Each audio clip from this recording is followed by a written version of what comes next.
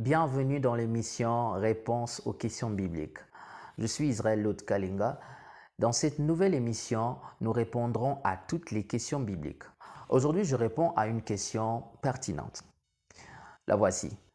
Pourquoi Dieu avait fait pousser l'arbre de la connaissance du bien et du mal, tout en sachant que l'homme pouvait y toucher? Voilà la question qui nous a été posée. Avant d'y répondre, j'aimerais que nous puissions lire 4 versets bibliques. Nous sommes dans le livre de la Genèse, le 2e chapitre, le verset 8, où il est dit « Puis l'Éternel Dieu plaça un jardin en Éden, du côté de l'Orient, et il y mit l'homme qu'il avait formé. » Verset 9 « L'Éternel Dieu fit pousser du sol des arbres de toute espèce, agréables à voir et bons à manger, et l'arbre de la vie au milieu du jardin, et l'arbre de la connaissance du bien et du mal. » Verset 16, l'Éternel Dieu donna cet ordre à l'homme. Tu pourras manger de tous les arbres du jardin.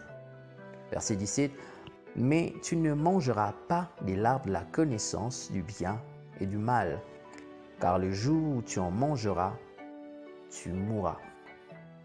D'entrée de jeu, j'aimerais que nous puissions noter cette vérité. Dieu a doté l'homme de quelque chose de spécial.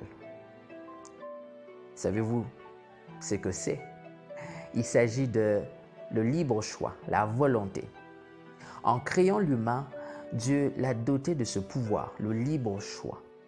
Ceci dit, j'aimerais maintenant répondre à cette question.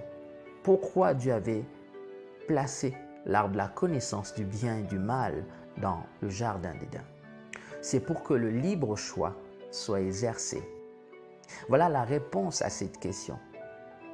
Dieu a doté l'homme de ce pouvoir.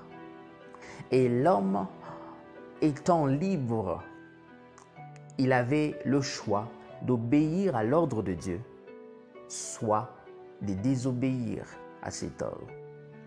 Comme je l'ai dit, nous ne sommes pas comme des robots qui sont conditionnés à fonctionner d'une certaine manière.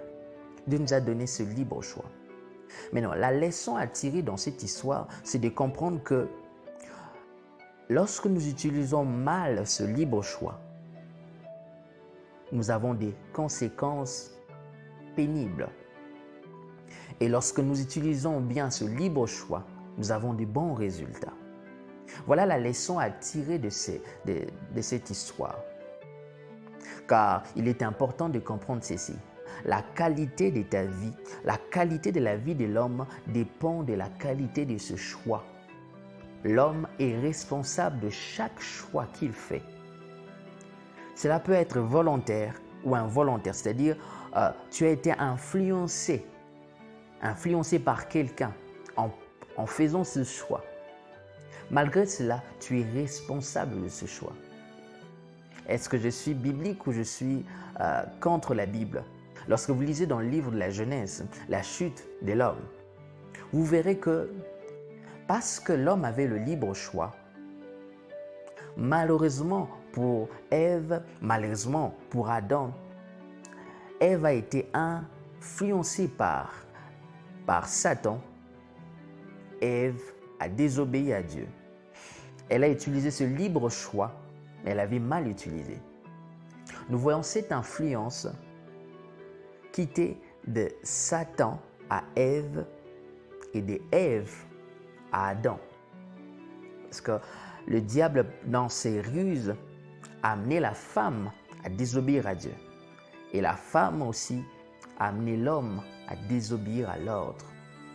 L'homme avait le libre choix. Il pouvait dire non. Ce qui est encore intéressant dans cette histoire, c'est de voir dans le 3e chapitre, lorsque Dieu punissait chacun d'eux. Dieu ne s'est pas dit, bon, parce que Ève a été influencée, je ne dois pas la punir. Elle a été punie. Cette pensée, c'est vraiment pour t'éveiller à comprendre que tu as un pouvoir. Tu as reçu de Dieu quelque chose de spécial, qui est le libre choix, la volonté. Mais utilise-le bien afin d'avoir une vie selon Dieu. Utilise le bien afin d'avoir une meilleure vie. Dieu étant conscient de ce pouvoir qu'il a donné à l'homme, qui est le libre choix, il ne s'arrête pas là. Il est toujours là pour nous orienter, pour nous dire que faire. Nous le lisons même dans le livre de Deutéronome. Dieu dit, je mets devant toi la vie et la mort, mais choisis la vie. Dieu est là pour nous orienter dans l'exercice de ce libre choix. Et voilà ce qui doit être notre prière. Seigneur, tu m'as doté de ce pouvoir. J'ai le libre choix, j'ai le choix de t'obéir comme de te désobéir. Mais j'aimerais que tu puisses m'aider. J'aimerais être de ceux qui laissent le Saint-Esprit orienter leur libre choix. Oh, voilà la prière que tu dois adresser à Dieu. Oui, Père, viens m'aider. Je suis conscient de ce pouvoir que tu m'as doté. Mais je veux bien l'utiliser. Je veux choisir la vie. Je veux être conduit par ton esprit afin de bien utiliser ce libre choix que tu m'as donné, ce pouvoir de la volonté que tu m'as doté. Voilà la prière que tu dois adresser à Dieu. Demeurez bénis et à la prochaine.